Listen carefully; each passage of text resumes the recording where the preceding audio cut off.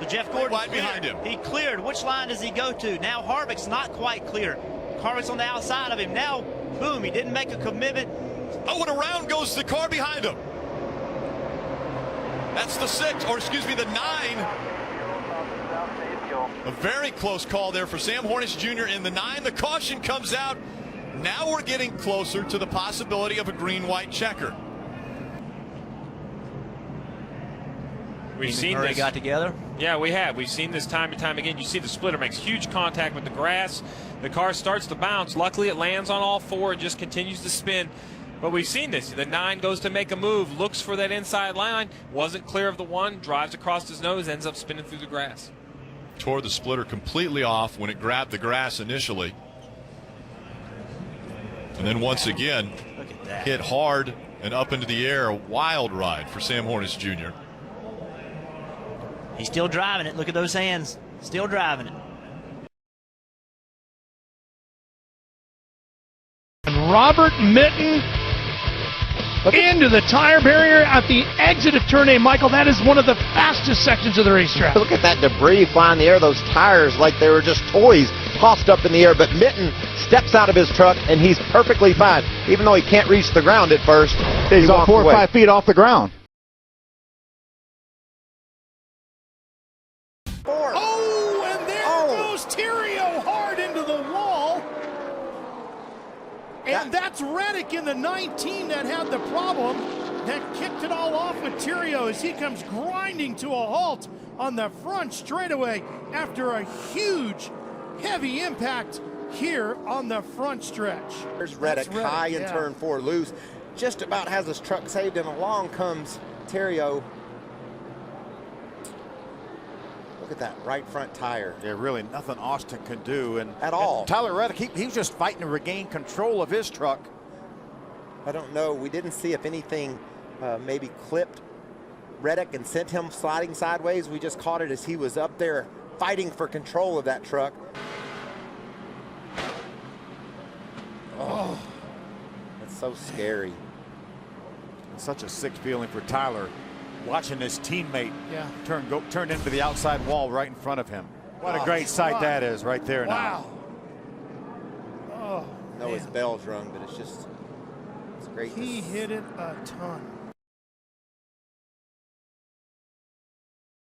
Trouble, turn 4. Holy caution is out. Caution is out. Big wreck at 4, like big wreck.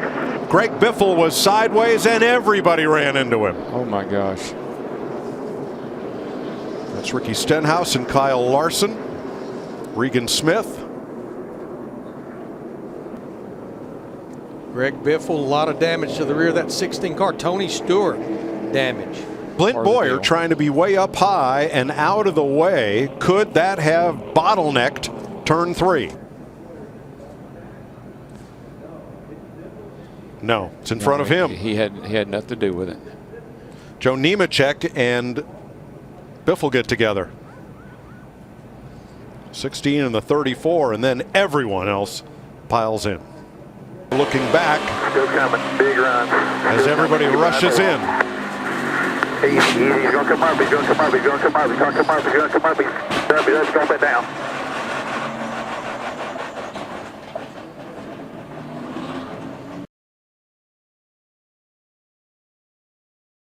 Elliott Sadler trying to keep the momentum up. Brian Scott's in his mirror just looking. And now up against the wall. He gets into the wall. Brian Scott trying to block into the wall. And he goes. The caution comes out again.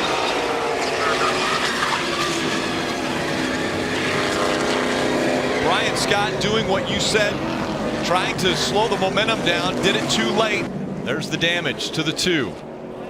Led 84 laps. Trying to roll back from pit road. We're tore up pretty good right side. See Brian Scott on the bottom, Elliott Sadler on the outside. Elliott's getting a big push. Brian tries to go in front and block, and Elliott's already there. He did what he needed to do. He just did it too late. The move was made too late to try to put the block on.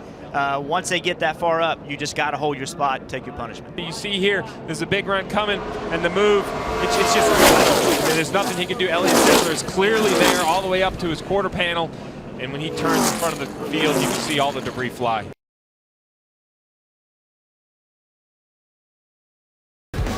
Crash. It's the big one. What a mess. There's a dozen trucks torn up in this one. Man, oh man. Look at John West Townley having such a good run running up in the top 10. There's Spencer Gallagher, Cameron Haley in that 13 truck. Chris Fontaine in the 84. Timothy Peters, his second truck of the day. Johnny Sauter with some damage to that truck. We talked about Peters getting in the back of that lead draft and saying it's time to race. It may be easier to tell you who's not in this wreck. But they were running around there single file before we went to commercial break. There's Daniel Hemrick having such a good run. A lot of damage to that 14 Chevrolet. And Spencer Gallagher had pushed Ty Dillon to the lead, faded to the back. He got collected in that crash. Todd Peck got a piece of it, window net down, signaling that he is okay. Look at all the damage. Truck is done. A lot of damage to every one of these vehicles. Oh. Right on the back straightaway, you're right, Mike. What happened to Ben Kennedy? Well, Ben Kennedy looked like he had a tire down or something broken. Michael, and everybody piled in. James Busher, the 31, also involved in this incident. Ray Black Jr., the 07, maybe not a whole lot of damage. Ryan Ellis, the 28, gets caught by Daniel Hemrick. What happened? Kennedy was slow up top, but that didn't really seem to have anything to do with the beginning of that crash. Right at the bottom, right around where James Busher was. Yeah, it's like an accordion effect. Once it looked like somebody slowed, and then they started running in each other. You don't think someone ran out of gas, do you? It's possible. Within a lap or two, I think, of these guys coming down pit road. That's about the only thing that could have caused that. Let's look from Austin Terrio. Terrio run out of gas? Okay. Caution down. Caution down. Or he slows down for some reason. He slows down. Lagacy gets in the back of him, and it's just an accordion-like wreck as the trucks behind can't slow down in time.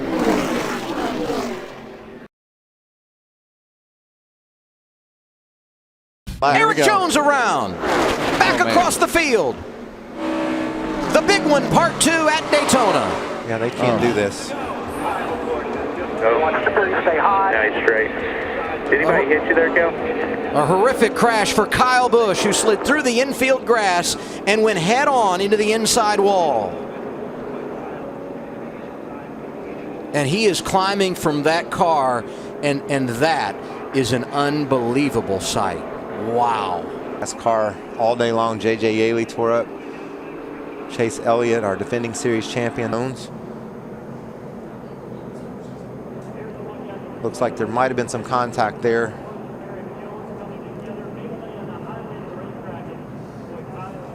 There you see Kyle, top of your screen.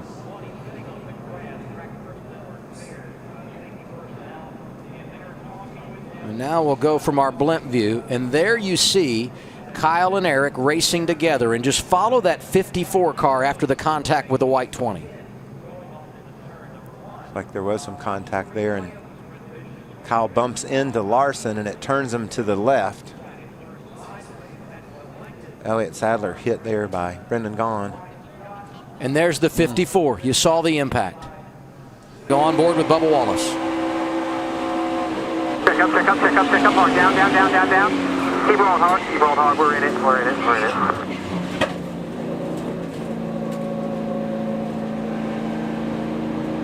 And you see Kyle here being tended to by medical officials. And he is alert and obviously talking, and that's a great sign.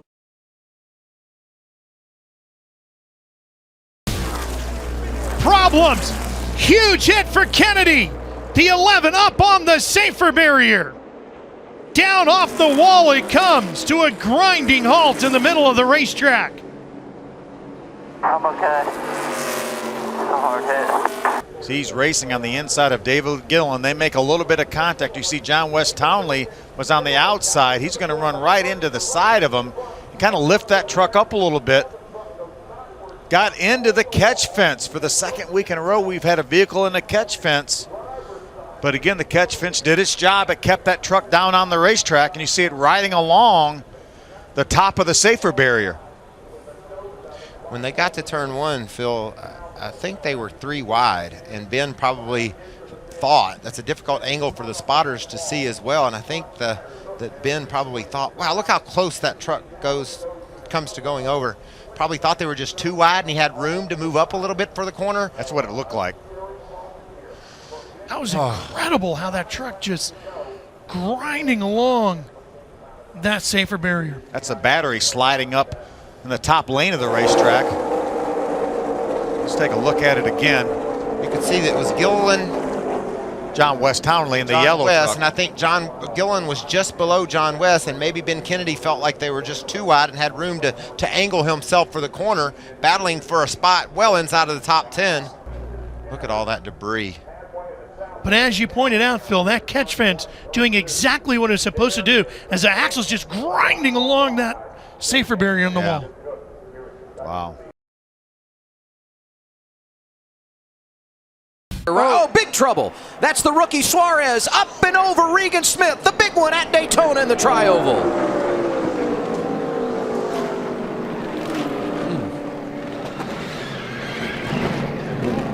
42 turned us right there. All right, just stop, Daniel.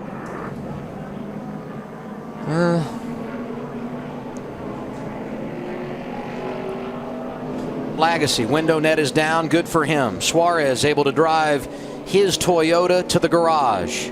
Second car in just a few hours for that young man. Up and over for Regan Smith.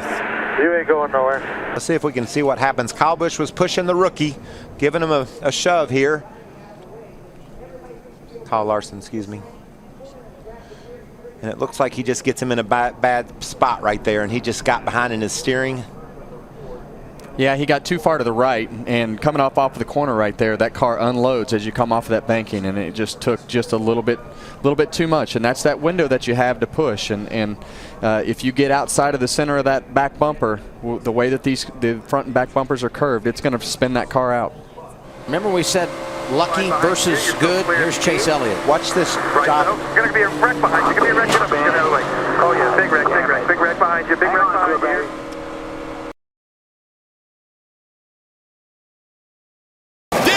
Jr. to the bottom of the track. Junior will win at Daytona.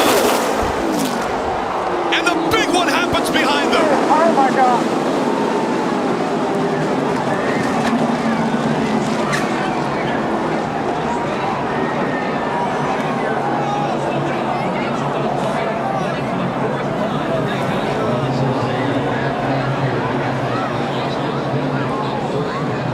The three of Austin Dillon into the catch fence. All the crews getting out to that car to assist these drivers. Thumbs going up from all the crew members, and the crowd roars. Look at the catch fence on the front straight.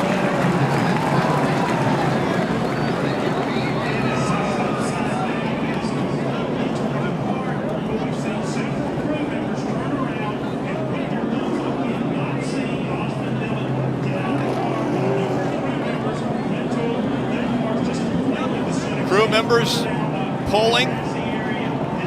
Austin Dillon out, he's walking. The damage to the four of Kevin Harvick. What an incredible sight to see Austin Dillon walking away from that 3 car that is demolished. Yeah, the 11 gets kind of stuck in the middle there and comes across the 4's bumper. As he does, he spins back in, gets the 3 airborne, and he just gets projected off the other cars right up into the fence.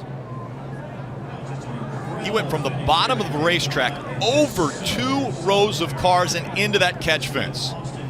Here we go. You can see him on the bottom. Rex starts in front. He runs in the back of the 24. Gets up on the 11. Now he's on top of the 51.5. And now it's just along for the ride. Watch the car stop. Watch the car stop. It gets into those poles, and it goes from, I don't know what, 180, 190 miles an hour, I'm just guessing, to a complete stop. That is unbelievable. And it looks like that's 3,500 pounds. That stock car is extremely heavy. And you see here, after he's upside down, the 2 is spinning. Obviously, he's already lost control, makes more contact with the 3.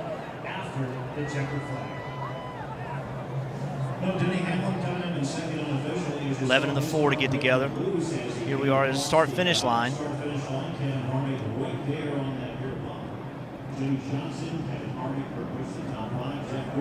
It just pushes the 3 up into the air enough that it rolls over the top of a car.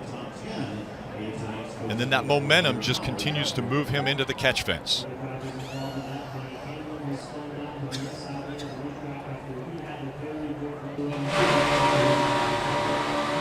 Hang on. This will be a wild ride. That was Tony Stewart going underneath the 3. And here was the response from Austin Dillon. After he got out, pulled the helmet off. The crowd was roaring at this point in time. Yeah, this has to be the best sight of the night. You know, this is the scary part of auto racing is when you see a big accident, we see Austin Dillon get out. What he's removing there is his head and neck restraint.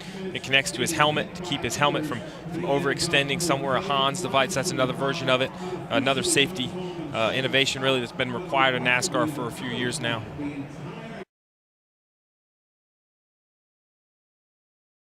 Here comes the 22. He's closed the gap all over the back bumper now as they've caught this slower traffic. And around goes the 20, sideways in front of the 22. Kansas slides, caution comes out.